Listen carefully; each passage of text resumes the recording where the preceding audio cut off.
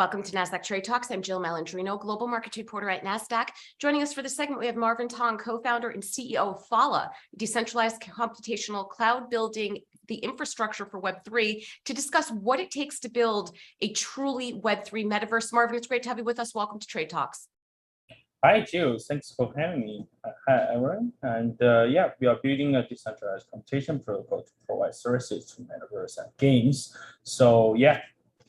So Marvin, tell us what the latest metaverse gaming and play to build trends are. Yeah. So yeah, the thing we are building is actually based on the acknowledge what we are understanding about what is metaverse. So we think the metaverse is actually a virtual world that people can have their own data ownership, and which means that, you know, in such space people can own their assets like NFT, cryptos, and setting up their own rules in the games. But unfortunately, most of the metaverse, they're using centralized servers to host their games, which means people can't really control their games. So the play to build mode we are building is like we are gathering information for whatever people doing in a reality world, and all of these contributions can add up credits in their game profiles. So Marvin, what does it take to build a truly Web3 metaverse? Yeah, so I think we need like separate layers and services to support that, but we already got some like NFT protocol, like of the crypto smart contract platform. But beyond that, we also need to host all of these games and metaverse virtual worlds in decentralized physical servers, and to make sure like people can set up their own game rules and control all of these servers. So this is also why Phala is providing such services. Explain to me what fat contracts are and how they can fill the gaps left by the narrow focus of smart contracts, largely based on Web 2.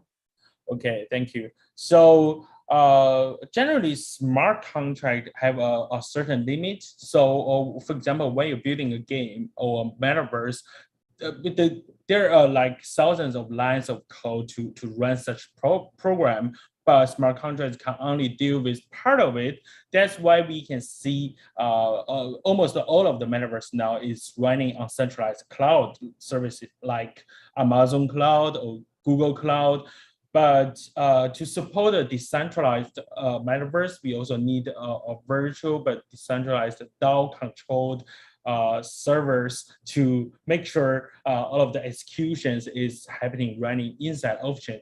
So this is also why we presenting fat contract. It's not smart contract, but it can fill the gap between smart contract and applications or games. Why is data ownership and identity management necessary to make the metaverse a success? Yeah, that's a good question. So I think only based on data ownership, like people can really control the game and can make sure whatever you're playing or what you're building in the virtual world, all of the data, assets, and the experience can only controlled by you instead of some like technical company. And this is the way why metaverse is so popular, because all the players think they are the owners in the world. So all of the rules in this world is written by smart contract, and it's guaranteed by the code instead of like centralized trust. And finally, Marvin, tell us about the concept of the Southbound Token and its application in Web3 via Phala World. Well, Southbound Token is serially presented by Vitalik, the founder of Ethereum, and he presented a very interesting idea in this January. And we think this is a good trial or use case for Phala, or the extension we are building is called Zephyr Mode.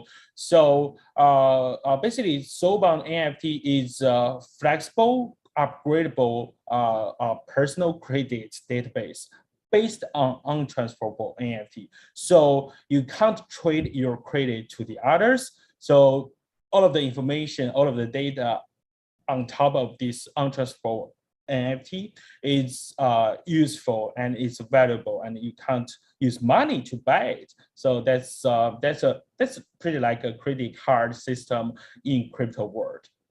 All right, Marvin, we appreciate the insight. Thanks for joining us on Trade Talks. I'm Jill Malandrino, Global Markets Reporter at Nasdaq. Thank you, G.